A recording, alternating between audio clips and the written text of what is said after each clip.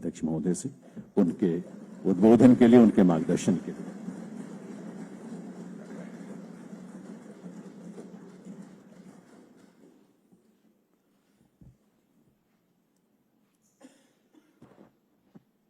दिल्ली विधानसभा के इस प्रबोधन कार्यक्रम में दिल्ली विधानसभा के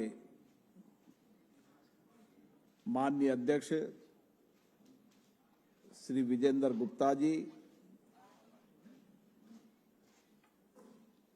दिल्ली की लोकप्रिय मुख्यमंत्री श्रीमती रेखा गुप्ता जी,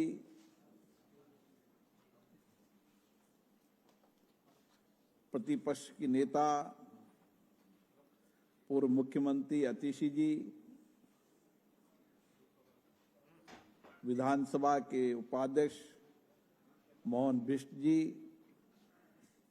केंद्र सरकार में मंत्री माननीय हर्ष मल्होत्रा जी, माननीय सांसदगण, दिल्ली सरकार के माननीय मंत्रीगण, माननीय विधायकगण, मैं आप सबका हार्दिक अभिनंदन करता हूं, स्वागत करता हूं। आप सबको बहुत बड़ी जिम्मेदारी और दायित्व दिल्ली की जनता ने दिया है और जिस भवन में बैठे हैं वो भवन आजादी के संघर्षों का साक्षी रहा है। ये भवन महान स्वतंत्रता सेनानियों, महान विचारकों के अभिव्यक्ति का सदन रहा है और इसी भवन से आजादी की लड़ाई के साथ हम लोकतांत्रिक प्रक्रिया को शुरू करने की शुरुआत की। इसलिए इस भवन का बहुत बड़ा महत्व है और आप सबको ये बहुत महत्वपूर्ण जिम्मेदारी मिली है, दायित्व मिला है और इसलिए इस दायित्व जिम्मेदारी को हम कैसे निभा सकते हैं। जो रेखा जी ने कहा कि हम दिल्ली को, जो देश की राजधानी है, उस देश की राजधानी के अंदर हम आधारभूत ढांचा, सामाजिक कल्याण, शिक्षा, स्वास्थ्य के साथ लोगों की अपेक्षाएं कैसे पूरी कर सकते हैं। दिल्ली विधानसभा के अंदर चुने हुए जो प्रतिनिधि है अलग अलग विधानसभा से आते हैं और दिल्ली दुनिया के अंदर वह राजधानी है जहां सभी राज्यों की विविधताएं हैं, भाषा की विविधताएं हैं, धर्म की विविधताएं हैं, अलग अलग कल्चर की विविधताएं हैं और इसीलिए एक मिनी भारत के रूप में दिल्ली स्थित राजधानी है जहां अलग अलग प्रदेशों के लोग रहकर आते हैं, अपने रोजगार के लिए आते हैं, आर्थिक उपार्जन के लिए आते हैं। इसलिए हमारी बहुत बड़ी जिम्मेदारी बन जाती है कि हम उनकी अपेक्षाएं, उनकी आकांक्षाओं को कैसे पूरा करें और इसके साथ साथ दिल्ली विधानसभा की कार्रवाई, दिल्ली विधानसभा के अंदर आपकी चर्चा, संवाद, लोकतांत्रिक परंपराओं को मजबूत करना ताकि देश के अंदर एक नया संदेश जा सके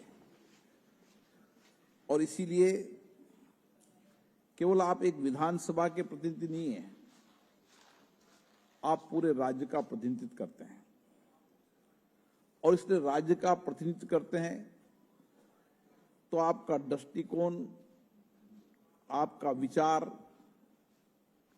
आपका चिंतन पूरे राज्य के विकास के साथ इस राज्य की जनता का विकास और उनकी सामाजिक कल्याण की भी परिवर्तन करने का दायित्व है। और ये सदन उन करोड़ों जनता की अपेक्षाओं को पूरा करने का सदन है। इसलिए मेरा मानना है कि दिल्ली की जनता ने आपको बड़ी अपेक्षाओं के साथ भेजा है। नई सरकार का गठन हुआ है, नई सरकार से बड़ी अपेक्षाएं हैं, आकांक्षाएं हैं। तो जब आकांक्षाएं ज्यादा होती है तो हमें काम की विचार भी उस दृष्टिकोण से करना पड़ता है। और इसीलिए आप पर बहुत बड़ी जिम्मेदारी है और इस जिम्मेदारी को हम सदन के माध्यम से कैसे कर सकते हैं, इसके लिए 2 दिन तक विभिन्न विषयों पर चर्चा होगी, संवाद होगी, विचारों का आदान प्रदान होगा, मंथन होगा, ताकि हम विधानसभा के इस भवन के माध्यम से एक श्रेष्ठ विधायक होने के साथ साथ हम जनता के उन सब चुनौतियों के समाधान का रास्ता भी निकालें। और इसलिए मेरा मानना है कि विधानसभा की इस कार्रवाई के अंदर हमें कोशिश करना चाहिए कि हम श्रेष्ठ श्रोता के रूप में बैठें, देर तक विधानसभा में बैठें, हमें बोलने का अवसर नहीं हो तो भी सुनने का अवसर का लाभ उठाएं। जितना सुनने का अवसर का लाभ उठाएंगे उतनी आप बेहतर चर्चा संवाद कर पाएंगे। एक श्रेष्ठ श्रोता ही अच्छा वक्ता हो सकता है। और इसलिए आपको पुरानी विधानसभा की कार्रवाई, उनकी डिबेट, बने गए कानूनों पे चर्चा, नए इनोवेशन, नई सोच के साथ काम करने की आवश्यकता है। हमारी कोशिश होनी चाहिए कि हमें सारी विधानसभा के नियम प्रक्रियाओं की जानकारी हो, हमें भारत के संविधान की जानकारी हो और भारत के संविधान के उन अनुच्छेद जो विशेष रूप से आपके दायित्व कर्तव्यों के लिए भी है और जो आपकी विधानसभा कार्रवाई के लिए, संचालन के लिए उचित भी है, उनकी संपूर्ण जानकारी आपको होना चाहिए। जितनी आपको विधानसभा के नियम प्रक्रियाओं की जानकारी होगी उतना ही आप इस विधानसभा का श्रेष्ठ उपयोग कर पाएंगे। आज चाहे प्रश्नकाल हो, चाहे अन्य समय हो, उस समय के अंदर हम किस तरीके से अपनी बात को कह सकते हैं,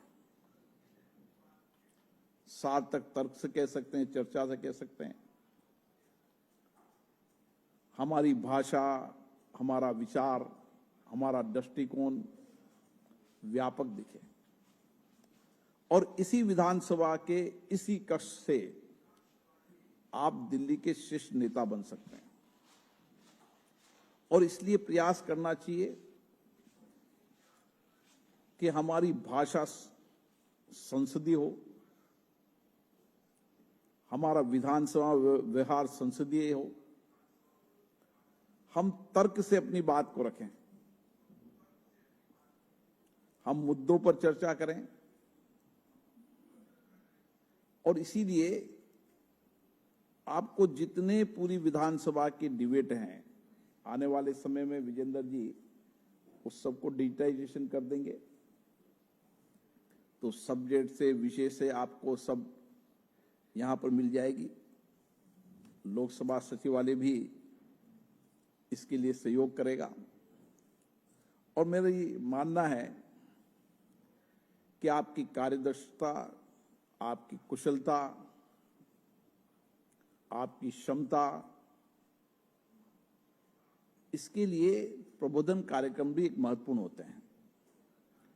और इसके साथ बदलती परिस्थितियों के अंदर आप टेक्नोलॉजी का उपयोग करें, आप आर्टिफिशियल इंटेलिजेंस का उपयोग करें। जितना अधिक हम टेक्नोलॉजी का उपयोग करेंगे उतना ही बेहतर संवाद कर पाएंगे। इसलिए हमें प्रयास करना चाहिए कि हम टेक्नोलॉजी का उपयोग करें। और उसी के साथ जब विधेयक पर चर्चा हो, दिल्ली के महत्वपूर्ण मुद्दों पर चर्चा हो, तो हमें लेजिस्लेटिव ड्राफ्टिंग का भी अनुभव होना चाहिए। लेजिस्लेटिव ड्राफ्टिंग का जिनका अनुभव होगा वो विधेयक पर गंभीर चर्चा कर पाएंगे। क्योंकि कई बार जब विधेयक लाते हैं तो विधेयकों में लेजिस्लेटिव ड्राफ्टिंग की कमी होती है। और जो विधायक इसमें दक्षता हासिल कर लेगा वह राज्य के हित में भी काम करेगा और सरकार को भी सहयोग करेगा और विधानसभा को भी सहयोग करेगा। इसलिए लेजिस्लेटिव ड्राफ्टिंग के साथ विधि निर्माण में आपकी महत्वपूर्ण भूमिका होना चाहिए। आपकी कार्यक्षमता, दक्षता कैसे बढ़े, इसके लिए भी समय समय पर मंथन, चर्चा करना चाहिए। और हमें कोशिश करना चाहिए जितने साधन उपलब्ध हैं विधायी, उन विधायी साधनों का कैसे उपयोग कर सकते हैं उसकी भी दक्षता हासिल करना चाहिए। मैं देखता हूं संसद के अंदर, विधानसभाओं के अंदर जो विधायी नियम प्रक्रियाओं की दक्षता हासिल कर लेता है वह अवसरों को खोज लेता है और वो अपनी बात सदन के पटल पर रख देता है। इसलिए इसका भी कोशिश करना चाहिए। और जितनी आपकी दक्षता इन सब चीजों में हासिल होगी उतनी ही आप कार्यपालिका पे जवाबदेही तय कर पाएंगे। एक श्रेष्ठ विधायक राज्य की कार्यपालिका पर पारदर्शिता भी ला सकता है, अपने क्षेत्र की समस्याओं का समाधान भी कर सकता है, दिल्ली की चुनौतियों का समाधान भी इस विधानसभा से हो सकता है। और दिल्ली के अंदर पारदर्शिता, ईमानदारी, जवाबदेही, ये इस दिल्ली के लिए आवश्यक है। क्योंकि दिल्ली के विधानसभा के सदस्य होने के नाते देश आपकी ओर देखता है। अब दिल्ली क्षेत्र राजधानी के विधायक हैं, यह आपको गौरव प्राप्त हुआ है। और इसलिए हमें कोशिश करना चाहिए, हमारा प्रयास होना चाहिए कि जनता की हर समस्या का समाधान के लिए हम नए इनोवेशन कैसे कर सकते हैं। नए इनोवेशन, विचारों का साझा करना, अपने अपने अनुभवों का साझा करना। और प्रतिस्पर्धा इस बात की होनी चाहिए कि मैं मेरी विधानसभा में वो इनोवेशन करूं जिससे कि हम जनता की समस्याओं का समाधान कर पाएं, उनकी चुनौतियों का समाधान निकाल पाएं। और इसके लिए एक दिल्ली होने के कारण आप जितना बेहतर तरीके से जनता की समस्याओं के समाधान का तरीका निकालेंगे, देश की, राज्य की विधानसभाओं के सदस्य के लिए वो मार्गदर्शन होगा। क्योंकि दिल्ली विधानसभा के अंदर देश की अलग अलग जाति, धर्म, भाषा बहुत संस्कृति के लोग रहते हैं। इसलिए आपका प्रयास, आपका नया इनोवेशन उस देश के अंदर संदेश देकर जाएगा। इसलिए हमारी कोशिश ये होना चाहिए कि हम नई इनोवेशन करें, नया प्रयास करें। लोकतंत्र के अंदर यही श्रेष्ठता है। लोकतंत्र में प्रतिपक्ष की भूमिका भी होती है, भूमिका सकारात्मक हो। सहमति लोकतंत्र की ताकत होती है और इसीलिए हमारे लोकतंत्र में चर्चा, संवाद, सहमति, असहमति, इन्हीं से हमने 75 वर्ष की यात्रा को पूरा करते हुए देश को आगे बढ़ाने का काम किया। इसलिए कोशिश होना चाहिए कि सदन में चर्चा, संवाद का मंच बनना चाहिए। सदनों में गतिरोध नहीं होना चाहिए।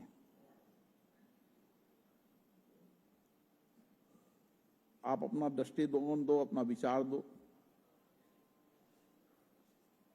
आपकी भाषा संसदीय हो। आप किसी पर मुद्दों पर आरोप प्रत्यारोप भी कर रहे हैं तो विधायी नियम प्रक्रियाओं में करें। इसलिए लोकतंत्र के अंदर विधायी संस्थाओं के अंदर पक्ष और प्रतिपक्ष दोनों की भूमिकाएं होती है और इस भूमिकाओं को ठीक से हमें निभाना चाहिए।